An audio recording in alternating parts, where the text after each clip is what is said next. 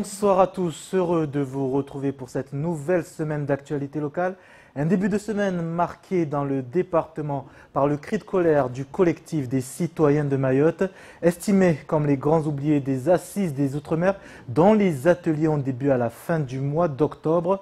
L'organisation a tenu un point presse cet après-midi afin de demander à participer au prochain programme. Le point au cours de cette édition. Bienvenue à tous, voici les titres de l'actualité de ce lundi 4 décembre. Le collectif de Mayotte et toutes les associations qui le composent ont donné une conférence de presse cet après-midi. Objectif, revenir sur leur non-participation aux tables rondes des Assises des Outre-mer. Ils revendiquent à nouveau le droit de participer aux discussions sur l'avenir de l'île et explications. Cette semaine, les jeunes sont mis à l'honneur. En effet, la DJSCS et le CDR de Mayotte organisent le premier forum de la jeunesse de l'île. L'événement a pour but de donner la parole aux jeunes et aux acteurs qui travaillent à leur côté, afin de permettre d'adapter les futures actions aux besoins réels de la jeunesse de Mayotte. Focus sur cet événement prometteur au cours de cette édition. La caravane du secourisme et de la sécurité routière de la Croix-Rouge française fait escale à Mayotte pour rencontrer, informer et initier gratuitement aux gestes de premier secours. Nous étions sur place ce matin au lycée agricole de Coconi afin de découvrir cette caravane, pas comme les autres. Reportage. 4 jours après être monté au créneau, le collectif des citoyens de Mayotte est à nouveau à l'affiche ce lundi. L'organisation a tenu à marquer le coup cet après-midi lors d'une conférence de presse au sein d'un bar populaire du chef-lieu de l'île. Les citoyens de la Confédération associative locale souhaitent obtenir une carte d'invitation aux discussions et estiment surtout être les premiers concernés par ce grand rendez-vous pour le 101e département et son développement. Souhait et engagement du président de la République, Emmanuel Macron. Le point dans ce reportage. Tenu à l'écart des premiers ateliers des Assises des Outre-mer, la pilule ne passe toujours pas auprès du collectif des citoyens de Mayotte. À la veille de nouvelles réunions de travail, les membres de l'organisation lancent à nouveau un appel aux institutions lors d'une conférence de presse.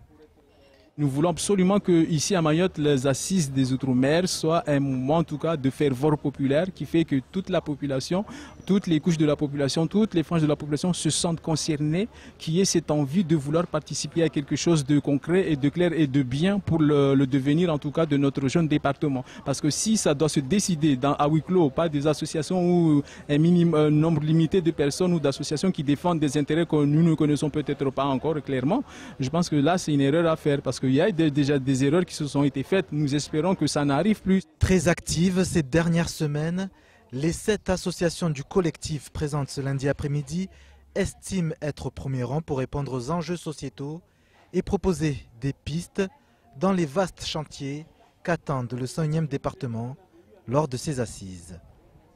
On ne peut pas exclure les Mahorais pour parler des difficultés de Mayotte et pour remédier à toutes ces difficultés-là. Donc il faut absolument que les Mahorais soient là et qu'ils donnent aussi leur avis et qu'ils donnent aussi les solutions à tous les problèmes qu'ils vivent tous les jours. Convaincus que nous pourrions apporter dans l'éducation. On sait qu'il n'y a que des problématiques, comme par exemple dans la santé à Mayotte, l'environnement à Mayotte. Le compte à rebours est lancé. Ce mardi se tiendra le prochain atelier de discussion. Reste à savoir si ce grand rendez-vous pour le développement du territoire va être le déclencheur d'une réelle participation de la société civile ou d'une fronde citoyenne. Autre chose à présent dans votre 19h ou presque avec cet après-midi Le Conseil local de sécurité et de prévention de la délinquance qui s'est réuni en séance plénière, une instance de coordination où tous les acteurs de la sécurité et de la prévention de la délinquance du territoire étaient réunis, de la préfecture aux associations en passant par la police nationale, la police municipale ou encore le vice-rectorat. L'outil vise à élaborer, piloter ou coproduire une politique locale de tranquillité publique et de prévention de la délinquance. Les explications de Pierre Bellucci, Leslie Vimenet et Bastien Sabouret. L'ensemble des acteurs amenés à traiter la délinquance à Mayotte étaient réunis à la mairie de Mamoudzou cet après-midi. Cette séance plénière du Conseil local de sécurité et de prévention de la délinquance a permis d'aborder de nombreux sujets, avec en premier lieu la sécurisation des arrêts de bus et des transports scolaires. La problématique des transports scolaires est bien prise en main au niveau de Mayotte et notamment de Mamoudzou. Nous sommes en train de faire une convention avec les bus Matisse pour pouvoir développer l'accompagnement des bus et la sécurité aux montées et aux descentes des élèves.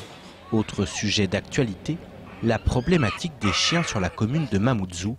Ces dernières semaines, 4 opérations ont déjà été menées afin de lutter contre ce fléau. Mais la mairie souhaite aller plus loin grâce à une délégation de services publics. Sur tout ce qui touche les chiens, la mairie de Mamoudzou est en train de reprendre la compétence à partir du 1er janvier 2018. Et de ce fait-là, maintenant, elle a pris les devants. Notamment, le conseil municipal a délibéré pour donner à monsieur le maire donc, la possibilité de signer une délégation de service public avec un organisme pour la reprise des chiens sur la commune de Mamoudzou. Ce qui permettra, dans les années futures, de pouvoir effectuer des patrouilles et faire des reprises de chiens et les remettre directement à cette association. L'association Gueule d'Amour devrait emporter cette DSP, même si un autre sujet gravite autour de la délinquance. En effet, les autorités se sont penchées sur la responsabilité pénale des parents et des enfants. L'objectif pour nous, c'est de responsabiliser les parents d'un point de vue de la prévention. Voilà, parce que la répression, là aussi, connaît ses limites. On ne peut pas incarcérer tout le monde, comme l'a rappelé le procureur. Et donc, il faut qu'on travaille en partenariat avec les associations, notamment les associations de quartier, pour faire passer des messages de prévention auprès des parents et auprès de leurs enfants. Pour permettre un retour de la tranquillité publique, les autorités vont également mettre en place des référents de parcours par quartier, ou plus exactement par commune, comme nous l'explique le capitaine Chamassi. Le référent de parcours par quartier, je dirais plutôt par commune, parce que c'est une expérience qu'on a mis en place en petite terre qui a apporté ses fruits, dans le sens où il s'agit simplement de la ressource existante, la ressource humaine existante dans les mairies, telles que les adultes relais ou les médiateurs, que chaque médiateur a la possibilité, je dirais, de choisir dans un quartier. Quand il constate des jeunes, il doit avoir minimum 5 jeunes qui doit les maîtriser, connaître pourquoi ces jeunes sont à bord d'école, qu'est-ce qu'ils font de là, et à partir de là, on essaie de proposer en fait des solutions individualisées pour pouvoir les sortir de là et surtout qu'ils ne sombrent pas dans la violence. Donc cela a été mis en place déjà en petite terre, ça apporte ses fruits. Je dirais en l'espace de 2 mois, on est arrivé à identifier des jeunes qui ne sont pas du tout connus ni par la police nationale ni par la gendarmerie. Le maire de la commune aura à charge de désigner ses référents. Toutes ces mesures doivent s'appliquer très prochainement afin de lutter plus efficacement contre la spirale infernale de la délinquance à Mayotte. La sécurité, justement, c'est ce que demande le personnel éducatif du lycée polyvalent de Kahani et du lycée du Nord. Alors, nous avons appris ce soir que les cours devraient reprendre ce mardi. Bonsoir Quentin Cédès. Bonsoir. Est-ce que vous estimez aujourd'hui que toutes les conditions sont réunies pour la reprise des cours ce mardi? Non, pas du tout, malheureusement. Pourquoi décider de reprendre dans ces cas? Les collègues, ce matin en Assemblée Générale, à une courte majorité, ont décidé de reprendre les cours parce que beaucoup estimaient qu'il était important de reprendre avant les vacances.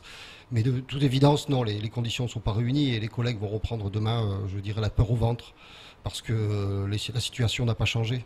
Est-ce qu'il y aura des mesures qui seront prises justement demain pour reprendre les cours? Alors, la reprise s'est faite sous condition. Les personnels ont décidé de reprendre, mais à condition de mettre en œuvre un protocole de reprise qui avait été défini avant. C'est-à-dire que les élèves seront accueillis par 3 professeurs dans les classes pendant 3 heures afin de libérer la parole et de les sensibiliser à ce phénomène de violence. Alors de quelle manière justement chaque classe sera prise en charge par 3 professeurs? Oui, par 3 professeurs. Ce sera suffisant vu le nombre d'élèves qu'il y a et le nombre de personnels éducatifs qu'on dit souvent peu suffisant? Eh bien, écoutez, on l'espère, mais c'est évident que demain, comme après-demain ou un autre jour, un incident grave peut arriver à n'importe quel moment. Mais je crois qu'à un moment donné, l'État, l'institution doit prendre ses responsabilités. Les personnels, eux, l'ont fait. Ils l'ont fait en prenant leur droit de retrait et ce sont des lanceurs d'alerte. Alors, quant à CEDES, vous êtes également le secrétaire départemental de la CGT Éducation. Par le biais d'un communiqué, vous avez décidé de rejoindre justement ce mouvement de droit de retrait. Pourquoi aujourd'hui?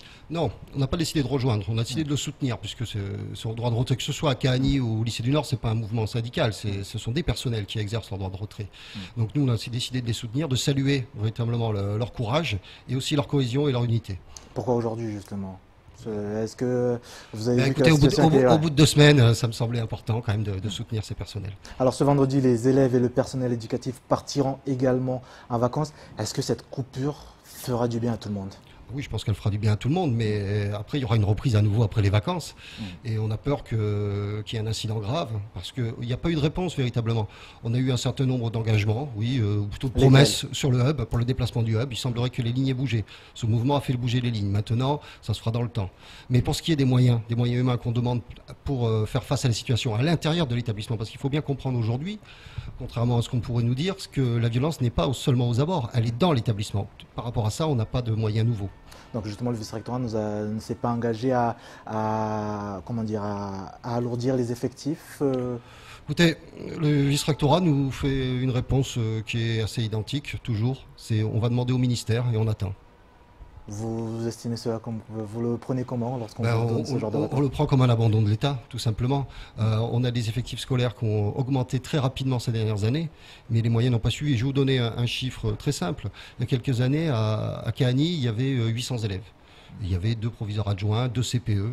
Aujourd'hui, il y a toujours 2 proviseurs adjoints, 2 CPE, mais il y a 1600 élèves. Ce mardi, c'est pas que dans le second degré qu'il y a des soucis au niveau de l'éducation, il y a également le premier degré avec des parents d'élèves et des enseignants qui manifesteront une fois de plus depuis la place de la République. Vous le voyez comment justement ces revendications également dans le premier degré? Écoutez, à la CGT Éducation, ça fait quand même un certain nombre de temps qu'on demande une remise à plat pour cette question des rythmes scolaires. On voit bien que ça ne fonctionne pas dans de nombreuses communes.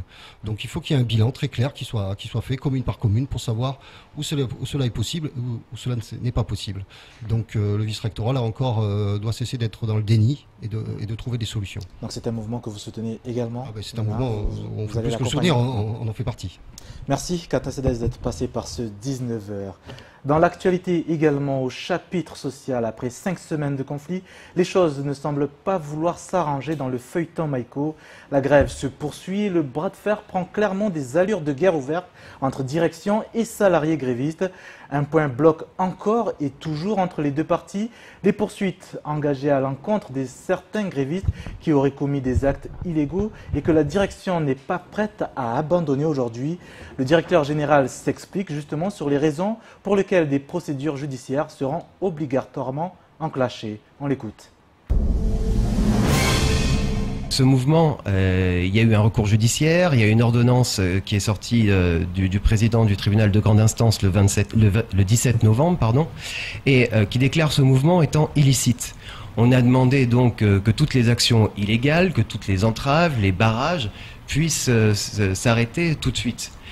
Qu'est-ce qui se passe 15 jours après? C'est que ce mouvement, il perdure. Donc on a quand même un mouvement qui se radicalise, des actes de violence qui sont de plus en plus forts et qui me font craindre aujourd'hui pour l'intégrité physique des salariés non grévistes qui veulent continuer à exercer leur mission. Et c'est bien ça le problème, c'est qu'aujourd'hui, on a une entrave totale. Et d'ailleurs, je pense que l'insertion de cette clause lors des discussions qui est venue vraiment en tout dernier lieu, montre bien quelque part que on reconnaît qu'il y a eu des actes illégaux. Sinon, pourquoi vouloir absolument l'insérer dans le protocole de sortie de crise?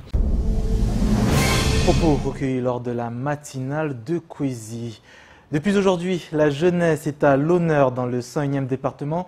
Jusqu'au 10 décembre prochain, un forum de la jeunesse se tiendra sur l'île, un événement organisé par la direction de la jeunesse, des sports et de la cohésion sociale, ainsi que le centre de ressources de la politique de la ville de Mayotte. Au menu des tables rondes, expositions ou bien encore des spectacles, l'occasion d'informer des jeunes sur les dispositifs qui s'offrent à eux, mais aussi d'exposer toutes les problématiques rencontrées par ce que l'on désigne bien souvent comme l'avenir du territoire. Les précisions avec Adèle Laurent. Constat de notoriété publique, Mayotte est le département le plus jeune de France. D'après l'INSEE en 2012, un Mahorais sur 2 avait en effet moins de 17 ans. C'est pour donner la parole à tous ces jeunes que la direction de la jeunesse, des sports et de la cohésion sociale et le centre de ressources de la politique de la ville de Mayotte organisent cette semaine un forum les mettant à l'honneur. Leur donner la parole, mais aussi comprendre quelles sont leurs problématiques. On parle souvent de la jeunesse en disant qu'il y a des problèmes, effectivement. Le premier problème, c'est déjà de devenir adulte. C'est la première difficulté que notre jeunesse peut rencontrer.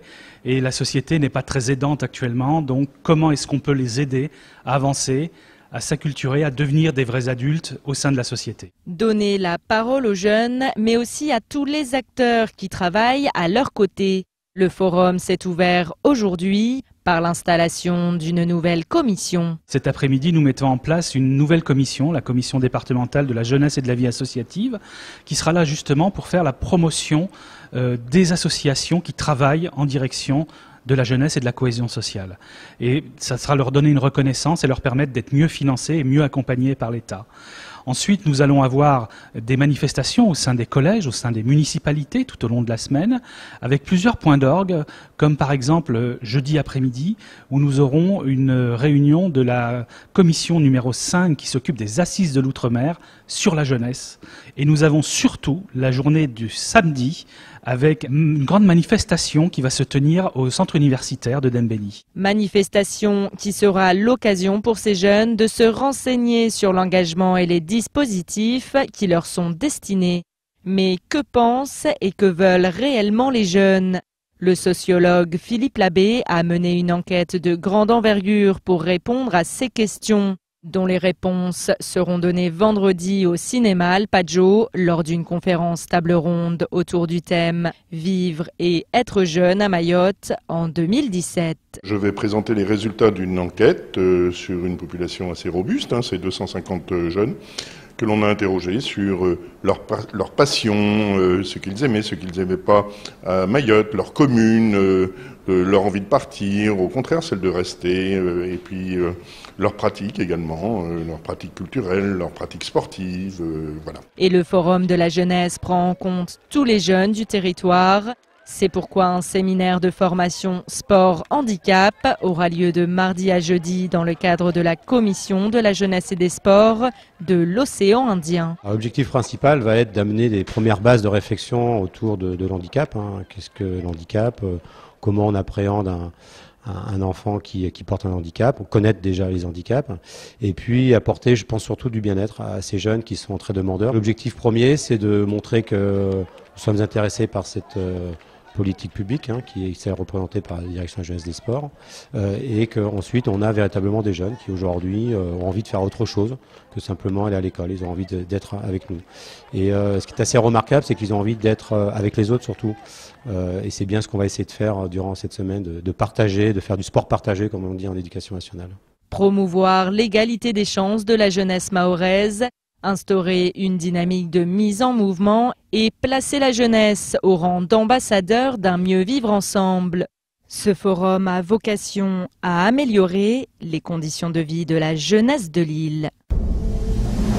Bonsoir Pierre Bellucci. Bonsoir Sonny, bonsoir à tous. Justement, on va retenir cette dernière phrase d'Adèle Laurent, placer la jeunesse comme ambassadeur de l'avenir du territoire. Bien sûr, c'est l'avenir de Mayotte. Quand 50%, plus de 50% de la population a moins de 18 ans est encore mineure, bien entendu que c'est l'avenir de Mayotte. Et encore une fois, on ne cesse de parler de la jeunesse et de l'associer à la délinquance. Or, c'est vraiment une minorité. Aujourd'hui, on a parlé beaucoup de délinquance aux abords des établissements scolaires, aussi avec cette séance plénière qui a lieu aujourd'hui pour réfléchir justement aux moyens d'endiguer les phénomènes de violence. Mais il ne faut pas oublier que la plupart des jeunes, ils veulent aller à l'école. Et d'ailleurs, on l'a vu dans les établissements, certains ont manifesté pour dire « nous, on passe le bac cette année, on a notre avenir qui est en jeu ». Oui, c'est l'avenir de Mayotte. Maintenant, effectivement, beaucoup ne savent pas se placer dans la société actuelle. Et c'est important, je pense, de réfléchir, comme on va le faire au cours de ce forum, réfléchir à la place des jeunes à Mayotte, à la place qui leur est donnée, à la place qu'ils ont à prendre. Et c'est vraiment toute l'essence de cet événement qui va durer sur une semaine. C'est vraiment d'essayer de comprendre aujourd'hui quelle est la place du jeune à Mayotte, comment il peut grandir, comment il peut s'épanouir, comment il peut trouver un travail, dans le contexte aussi particulier de l'île aux Lagons. Donc voilà, donc c'est tout ça. Alors réfléchir c'est bien, après il faut aussi mettre des actions en place. Effectivement, il faut qu'il y ait des actions qui voient le jour derrière. Mais je pense que c'est aussi l'objectif de tout ça. On est aussi dans les assises des Outre-mer, on a beaucoup parlé. Je pense qu'il faut, et c'est peut-être le problème, l'un des problèmes dans ces assises, c'est que je pense que la jeunesse, par rapport à la particularité de Mayotte, elle n'est pas suffisamment mise en avant. Or, finalement, il y a beaucoup de problématiques qui tournent autour de cette jeunesse. On le voit, cette surpopulation au niveau de l'éducation et dans bien des domaines. La délinquance aussi, une partie de la délinquance tourne autour de la jeunesse. Donc voilà, donc c'est vrai que c'est important qu'il y ait ce genre de forum. C'est important que tous les acteurs puissent en discuter ensemble. Et ça sera important aussi que derrière, on en tire les conclusions et qu'on soit en capacité, effectivement, de mener une vraie politique de la jeunesse. On sait qu'au sein des communes, il y a une politique, mais il faut qu'elle soit départementale. Il faut aussi que l'État l'appuie et que vraiment réfléchisse à comment faire en sorte que tous ces jeunes aient un travail et servent la société de demain pour que l'île se développe, parce que effectivement c'est l'avenir de Mayotte, mais cet avenir, pour qu'il soit rose, il va vraiment falloir réfléchir et bien réfléchir et surtout trouver le moyen d'intégrer tous ces jeunes dans cette société. Merci Pierre pour toutes ces explications. 19h24 sur KTV, merci d'être avec nous. À présent, état des lieux du reste de l'actualité de ce lundi 4 décembre, dans les brèves de Pierre Bellucci et Leslie Vimenet. Un pédophile vient d'être arrêté après maintes recherches pour le localiser. L'ensemble des faits remonte à 2013. Une première victime âgée de 6 ans et demi avait été accostée le 18 mars par un individu alors qu'elle revenait de l'école coranique. Celui-ci l'avait emmenée dans un lieu isolé et avait abusé d'elle avant de la laisser repartir. Moins d'un mois plus tard, le prédateur s'en est pris à une seconde victime le 5 avril 2013. Âgée de 4 ans, l'enfant avait été retrouvé assez loin du domicile familial alors que ses parents la recherchaient.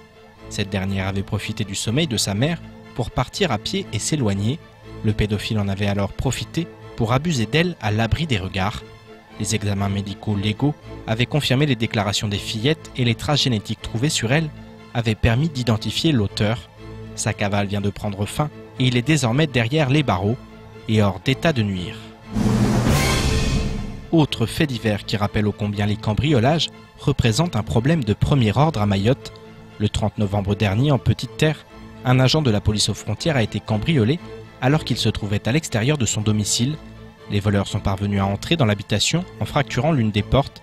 Ils ont fouillé toute la maison et sont repartis avec un important butin, principalement du matériel multimédia. Par ailleurs, dans une chambre, les cambrioleurs ont trouvé une arme de service avec des munitions et s'en sont emparés. Une enquête a été ouverte et la gendarmerie Sattel a rapidement retrouvé les coupables. En effet, ce n'est pas la première fois que ce type d'arme est dérobé et se retrouve dans la nature. À l'heure où l'impunité règne et où certains délinquants n'admettent aucune limite, l'affaire a de quoi inquiéter. L'espace Info-Énergie de Mayotte, en partenariat avec EDM, l'ADEME et la DEAL, développe le programme Éco-École à Mayotte. Débuté à la rentrée scolaire 2017 avec l'école primaire Magicavo Koropa 1, ce projet a pour objectif de se dupliquer sur tout le territoire. Le programme Éco-École tend à aider les élèves à mieux comprendre le monde qui les entoure et à acquérir les compétences pour y participer et s'y épanouir grâce à la mise en place de projets thématiques dans des domaines tels que l'alimentation, l'eau, le climat, la biodiversité ou encore les déchets. Né au Danemark en 1994, le programme Éco-École s'est développé en France à partir de 2005. Aujourd'hui, on compte 2200 éco-écoles en France, 50 000 dans le monde et 16 millions d'élèves engagés. Sur l'île, l'espace Info-Énergie en assure l'accompagnement grâce à la mise en place d'animations sur le thème de l'énergie pour 8 classes de CE2 et CM1 sur toute la durée de l'année scolaire 2017-2018. L'objectif est d'obtenir la labellisation Éco-École à la fin de l'année. Un petit tour en caravane à présent pour terminer ce journal avec la Croix-Rouge qui, pour sa 4e édition, va sillonner les routes de l'île durant les semaines à venir. C'est lundi et mardi, la célèbre roulotte de l'association humanitaire a décidé de prendre ses quartiers au lycée agricole de Coconi. Au programme, 8 ateliers pour sensibiliser les lycéens dans plusieurs domaines comme le secourisme, la sécurité routière ou bien encore les addictions. Bastien Sabouret, non loin du lieu, a également pu stationner sa remorque au sein de l'établissement. La caravane passe. C'est ici au lycée agricole de Coconi que la caravane de la Croix-Rouge sensibilise aujourd'hui. On est en train de sensibiliser les jeunes sur les accidents domestiques, les accidents de la route, les gestes qui sauvent. Donc c'est pour ça qu'on est ici aujourd'hui. D'habitude, la caravane passe dans les différentes communes. Cette année, pour la 4e édition, elle mènera également son action dans différents lycées et différentes écoles du territoire. L'atelier sécurité est renforcé cette année. La DIL et la préfecture ont installé une machine test-choc.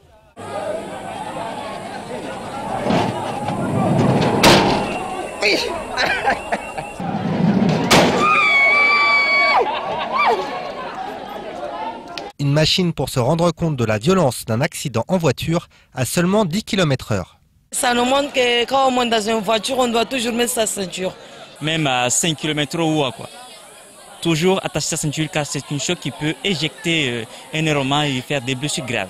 La sécurité routière avec l'auto-école Safari propose quant à elle de se rendre compte des effets de la conduite en état d'ébriété. Ces petites lunettes réduisent le champ visuel et simulent les effets ressentis par la personne alcoolisée.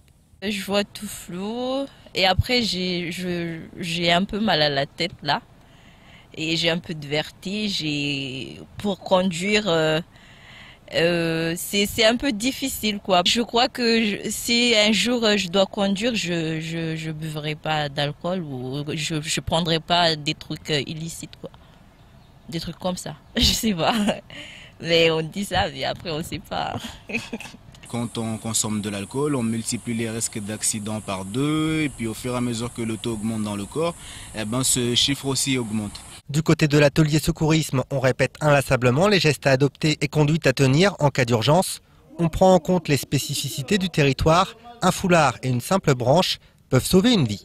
Je suis arrivé devant une victime qui présentait une hémorragie au niveau de l'avant-bras gauche. Donc j'ai arrêté avec ma main et j'ai allongé directement. Ensuite, pour me libérer, j'ai pris des bouts de châle que j'ai trouvé juste à côté parce que bon, j'avais pas de moyens autres que ça. Avec le bout de châle, j'ai fait un pansement compressif pour comprimer et arrêter le saignement. Mais le saignement ne s'est pas arrêté, du coup j'étais obligé de faire un garrot. Et le garrot, je l'ai fait encore une fois avec le bout de châle et un bout de bâton que j'ai ramassé juste à côté. Les risques technologiques et environnementaux sont quant à eux expliqués par la préfecture. Les cyclones, par exemple, sont un risque à considérer. Si le cyclone touche Mayotte et qu'on est vraiment en alerte rouge, là il ne faut plus sortir. Parce que si on ne s'est pas échappé au moment de l'alerte orange, qu'on n'est pas parti à la mairie pour que la mairie nous mette dans des lieux d'hébergement, en alerte rouge, il faut s'enfermer. Parce qu'il y a toujours les mosquées qui peuvent informer. Parce que normalement, on a des microphones. Les mosquées peuvent informer la population pour leur dire que le cyclone est levé et qu'ils peuvent sortir ou pas. Les ateliers accidents domestiques animés par l'IREPS et l'UFOLEP rappellent inlassablement le même mot d'ordre. Être en surveillance. Il faut surveiller ses enfants, c'est ça. Au cas d'incendie, il faut toujours être vigilant et prévenir les pompiers pour ne pas jouer le héros, pour ne pas laisser brûler aussi avec l'autre qui est à l'intérieur. Et si tu es dans une chambre bien fermée, que l'incendie ou le fumée ne te trouve pas, il ne faut pas sortir. Et la sensibilisation à l'addiction et au comportement sexuel à risque, présentée par les associations Fahamou, Maesha et Tama, préviennent des dangers de la vie future. L'hépatite B, il y a le papillomavirus, il y a aussi l'herpès génital. Il faut consulter un médecin. Il faut être suivi par un médecin pour ne pas attraper ce virus-là. Il faut aussi, oui, à moins de se protéger. Il y a des préservatifs. Mercredi, ce sera à l'école primaire de Dembéni pour des élèves de CM2. Et jeudi, vendredi, au lycée polyvalent de Dembéni pour des classes de seconde, première et terminale, que la caravane passera. La semaine prochaine, elle sera dans les 17 communes de Mayotte avec des associations villageoises. Et n'oublie pas qu'ici c'est Coconi!